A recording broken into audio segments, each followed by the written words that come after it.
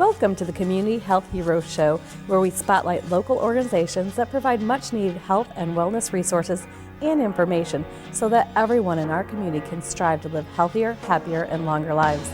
I'm Dr. Penny Walker, Senior Medical Director for United Healthcare, Southeast Region. Thank you for joining us.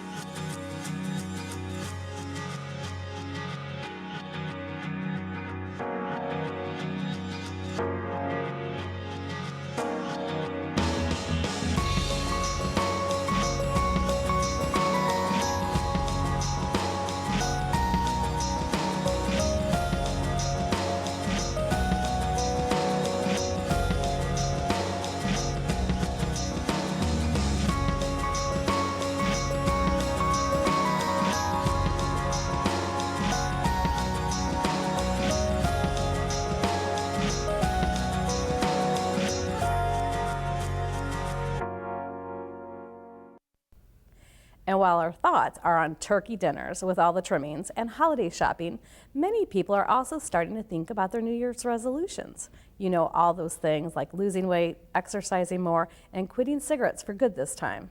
With November 21st being designated as the Great American Smokeout, today on Community Health Heroes, we'll be focusing on smoking cessation and what you can do to take that first step on your journey to quitting smoking. If you're lucky, this might be the start of a smoke-free New Year for you. Our guests today include Mike Rogers, CEO of Smoking Cessation Trust Management Services, who will share with us how to sign up for free smoking cessation products and services that are now available to all Louisianans. And Tori Harris and Tanya Moore of Louisiana Public Health Institute Louisiana Campaign for Tobacco-Free Living, who will talk about how LPHI is educating the public about the effects of secondhand smoke and how more and more towns and businesses are choosing to go smoke-free. And Dr. Robert Gardner of Touro Hospital, who will talk about the psychosocial effects of smoking. So don't go away. We'll be right back with more Community Health Heroes.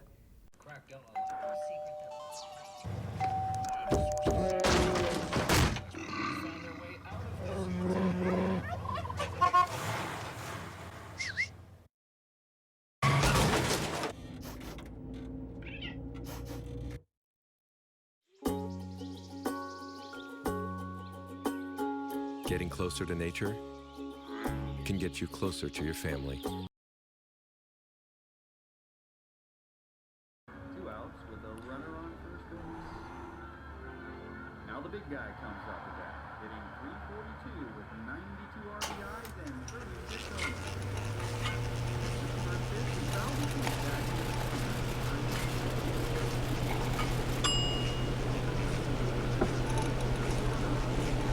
Chill raw and prepared foods promptly. 1 in 6 Americans will get sick from food poisoning this year. Keep your family safer. Check your steps at foodsafety.gov. The third Thursday of every November has been designated as the Great American Smokeout, a day when people are encouraged to take that first step to giving up cigarettes or to never start smoking at all.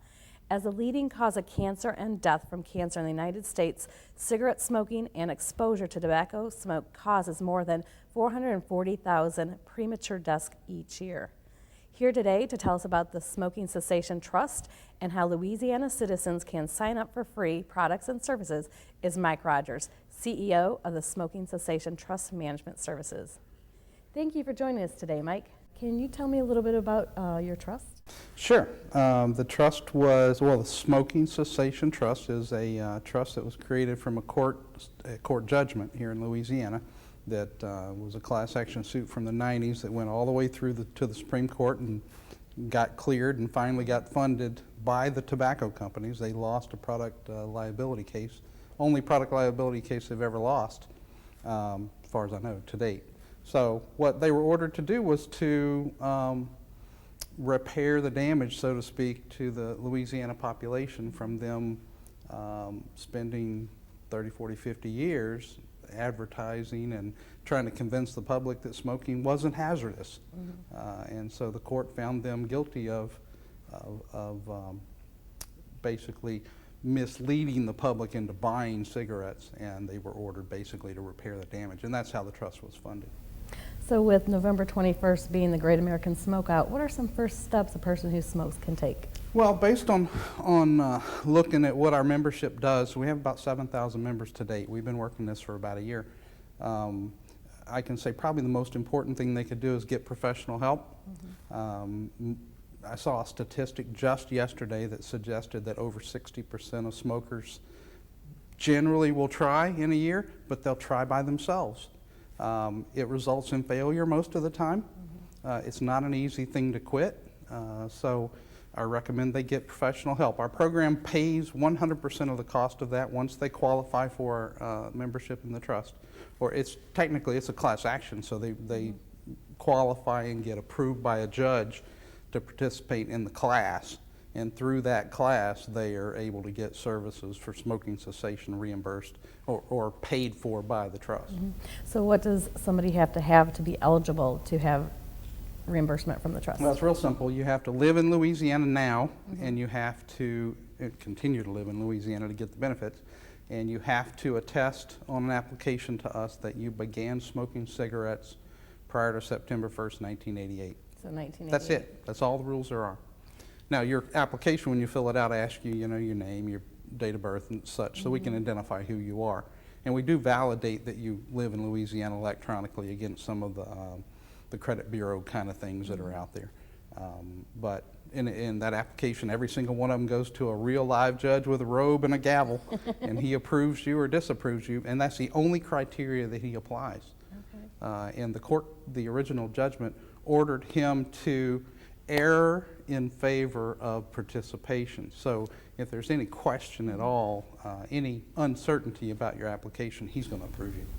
And what products and services are available through the trust? Well, what the court allows is basic treatment of cessation services or provision of cessation services. So it breaks down this way. The easiest way to think of it is that you can see your doctor to get basic intro into cessation and what you should do. Little guidance.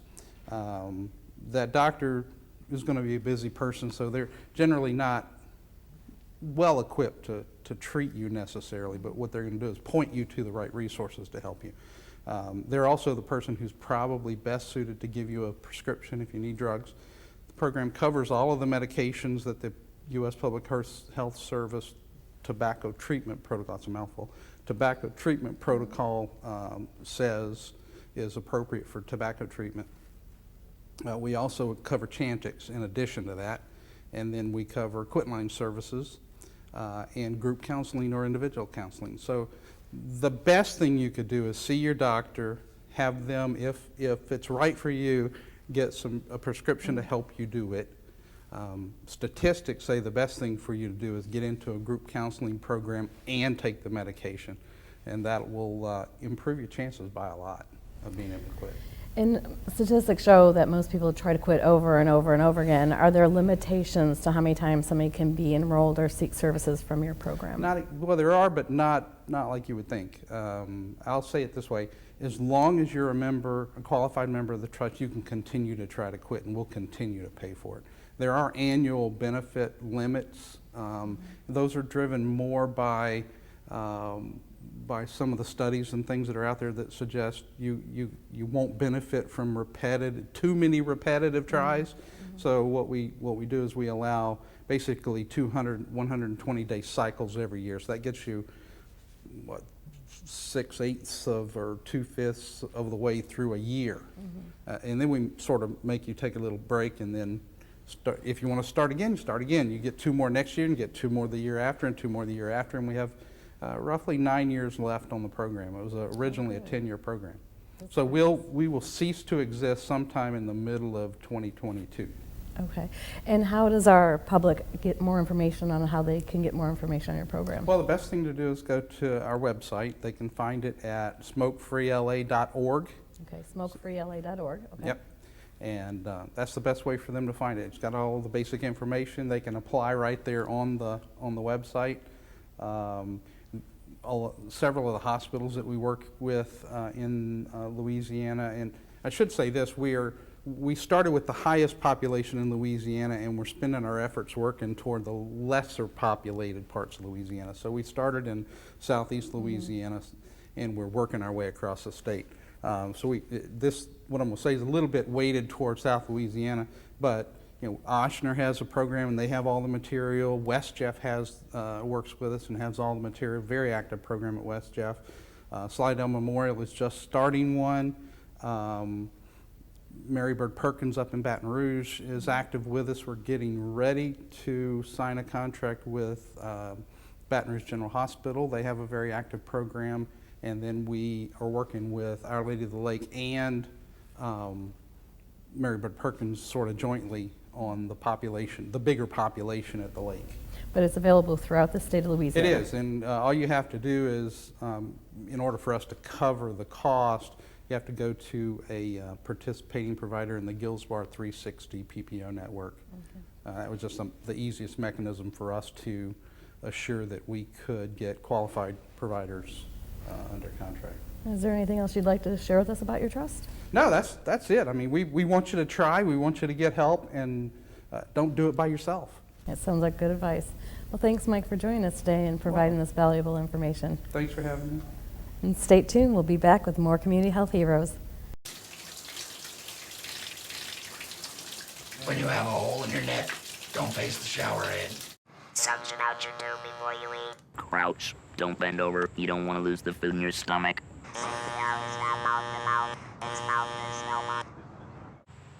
Don't use spray paint. Be very careful shaving.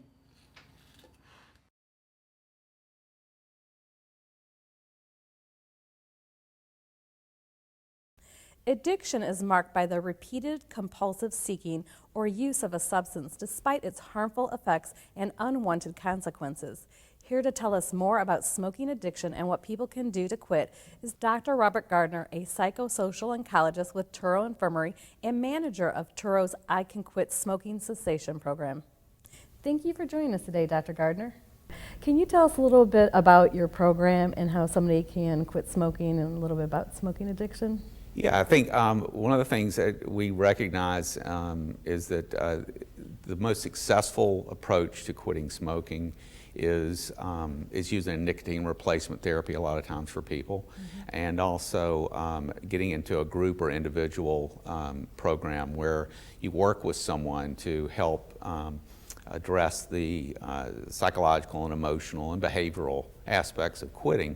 And so that's why we developed this program, because we recognized, and I work in the cancer program at Touro Infirmary, and so it was a natural fit because so many of the people that I see have had a smoking habit through the course of their lives a lot of times, and it's difficult to quit. So we felt like we needed to offer this program to give them that resource so that they could indeed quit smoking. What are some of the psychological, behavioral, and social issues associated with smoking? Well, there's a number of them. The most obvious one is the addiction to nicotine.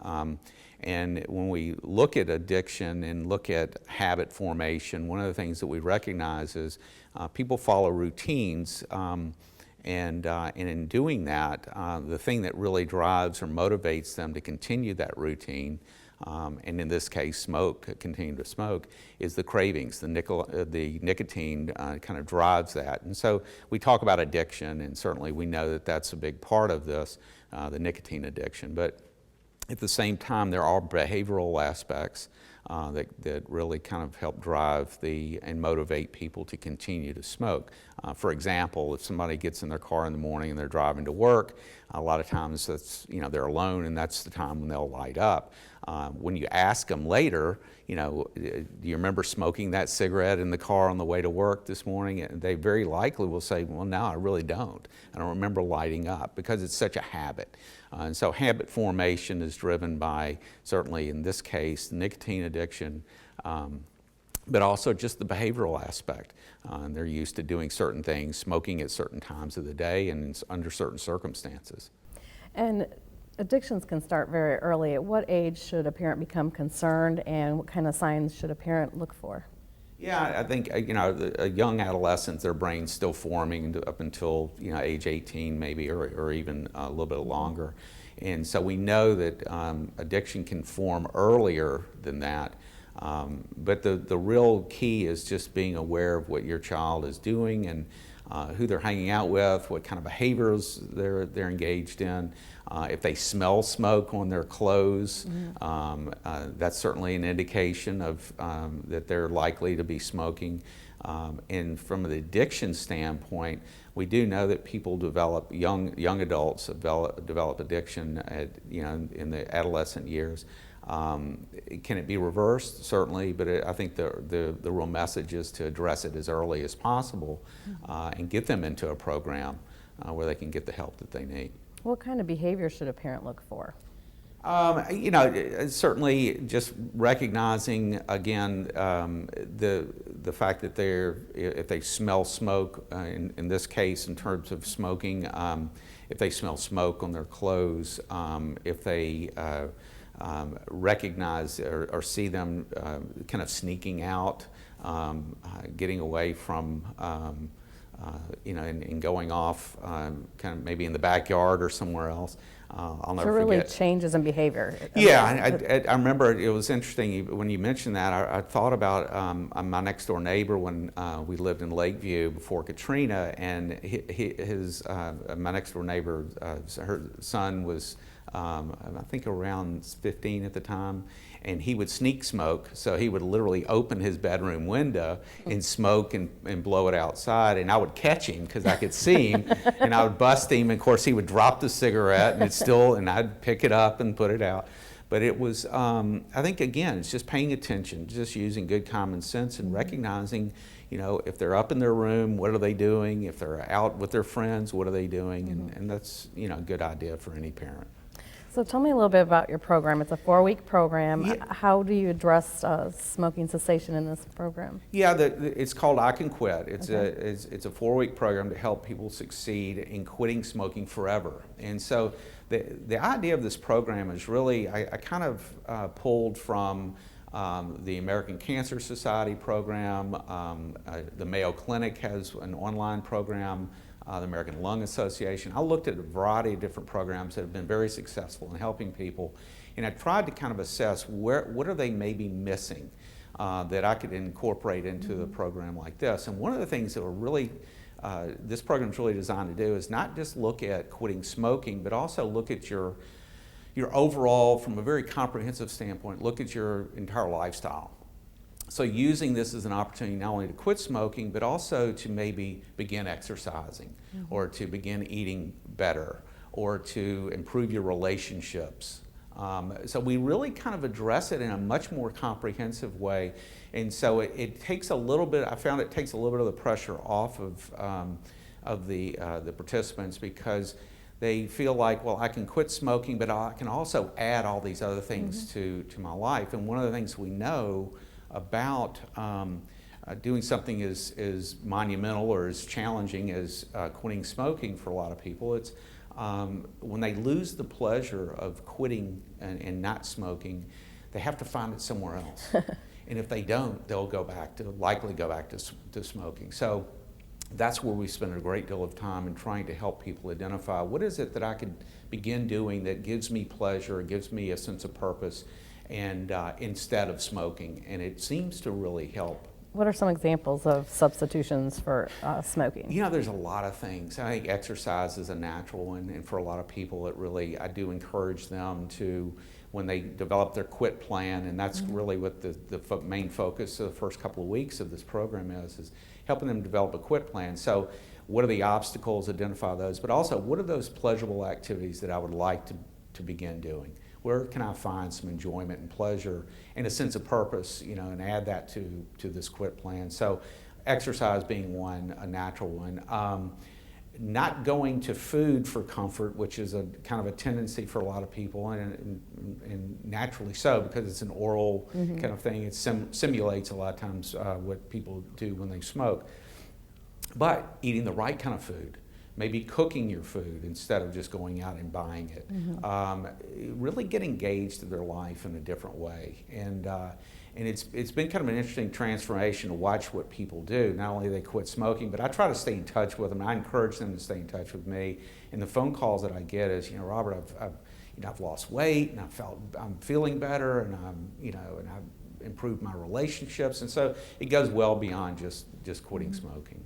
What are some behaviors when you do attempt to quit smoking that you may see? Certainly, there's a tendency to be more agitated. I think jittery, nervousness, those headaches. They're physiologic reactions to the withdrawal of nicotine. The good news is those tend to go away fairly quickly. So you kind of have to stick with it.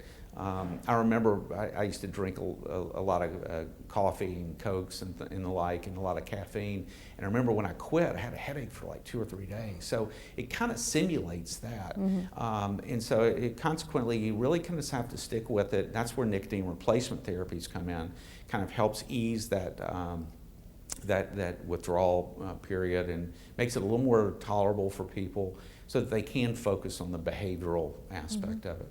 And I know, the Smoking Cessation Trust is one great way to help people with paying for the nicotine patches and the other, nicotine replacement therapies, the drugs, the Chantix, and the others that are out there. So that's a great, if you can't afford it, I would say definitely, use the Smoking Cessation Trust if you qualify, and that's a good way to kind of offset the cost.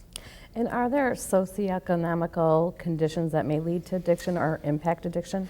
Yeah, it is. I mean, I think we know from the standpoint of not only socioeconomic, but also availability to resources, to education programs. Information and education certainly plays a part in that. So people that are maybe find themselves in a situation where they're living in poverty don't have necessarily the same opportunities. And I would encourage them to reach out and call me, because I would definitely want them in this program. We want anyone who's a smoker that wants to quit to have that opportunity. So this program is not just for Truro patients, it's for anyone in the community. And how do we reach you, Dr. Gardner? You can simply call me at Truro Infirmary, and my phone number, I'll give you my direct number. It's 897-8209. So that's the way to reach me. Well, thank you for this valuable information. I appreciate your time and coming on the show. Well, thank you. I really appreciate it. And I hope everyone that wants to quit can certainly do it and gives me a call and gets in this program or any other program that's available to them. Well, thank you. Okay. Stay tuned for more Community Health Heroes. You and your team are a machine. But what happens when your team loses their coach? Your game falls apart. 1 in 5 African-American men will be diagnosed with prostate cancer. Facing cancer alone is like a game without a coach. That's why coaches from over 30 collegiate conferences want you to have a plan. OnTheLine.com. Find the prostate cancer information that lets you stay in the game. OnTheLine.com. Because your health is on the line.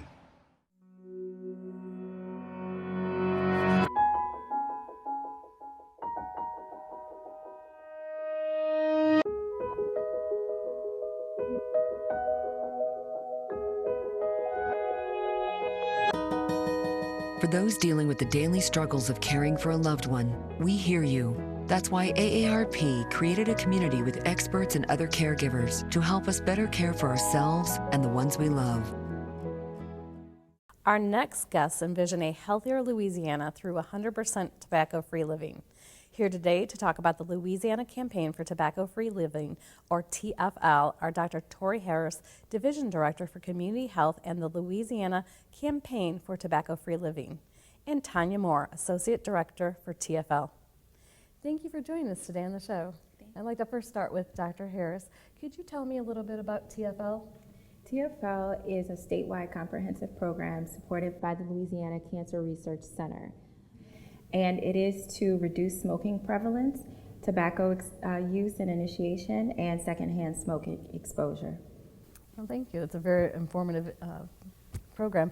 And I have a question now for Tanya. Tanya, how many businesses or bars in Louisiana, and then also what cities have become tobacco-free because of your initiative? That's a great question, Dr. Walker. So far, matter of fact, just this week, in looking at our count, we have about 175 bars across the state of Louisiana that are actually smoke-free. Wow, that's and a lot. so right, and so we're ready to get to that 200 mark and then surpass that as well. And so some of those efforts have taken place at the local level through Alexandria. They are the first city in the state of Louisiana to actually have a comprehensive smoke-free law ordinance there. So that means smoking is prohibited in bars and gaming facilities. And just last month, we celebrated a huge success in the Monroe area. So the city of Monroe, the city of West Monroe, and the parish of Ouachita all adopted a smoke-free ordinance. Oh, that's fabulous, fabulous results. Thank you. And Dr. Harris, I wanted to say, a lot of folks know that about 30 minutes in a smoke-filled environment can affect your cardiovascular health. Is there also a link between secondhand smoke and cancers? Yes, absolutely there is. And if you read or look at some of the literature out there, the Surgeon General's report on health exposure to tobacco use, it does say that there's no risk-free environment, and that secondhand smoke can lead to lung cancer, acute respiratory disease, heart disease, and a myriad of other consequences. So there are actual scientific linkages to secondhand smoke and your health. Wow, so that even makes TFL even more important. Yeah. So can we go back to Tanya? Tanya, if our community want to know more about getting a smoke-free environment or learn a little bit more about tobacco-free living, where can they find information? Well, we have a website, and that website is tobaccofreeliving.org. There are several resources and information. They could contact our regional staff. We actually are made up of a statewide program. So we have several people that can help. And also we have our letsbetotallyclear.org website, in which it focuses more on the movement with the bars and gaming facilities. And it also has a very great detailed list of smoke-free events, as well as a list of your smoke-free venues in the state of Louisiana. Well, Tanya and Dr. Harris, this is just phenomenal information to help us live healthier and happier lives. So I really appreciate you taking the time to be on our show today. Thank you. So stay tuned. We'll be back with more Community Health Heroes. Storms come up fast. Take time for storm protection now. Reinforce your roof. Make sure you're adequately insured. Shutter windows and other openings. Elevate your home if you live in a low-lying area. To learn more about how you can protect your family and property from storms, visit getagameplan.org and click on Mitigation Plan. Louisiana, we can do this. This mitigation message brought to you by the Governor's Office of Homeland Security and Emergency Preparedness. Thank you so much for joining us. If you would like to suggest a health topic or send us information on your health organization's events, please visit our Facebook page or email us at communityhealthheroes@gmail.com. We hope that the information we provided today will help you and your family live healthier and happier lives. I'm Dr. Penny Walker, and I'll see you next time on Community Health Heroes.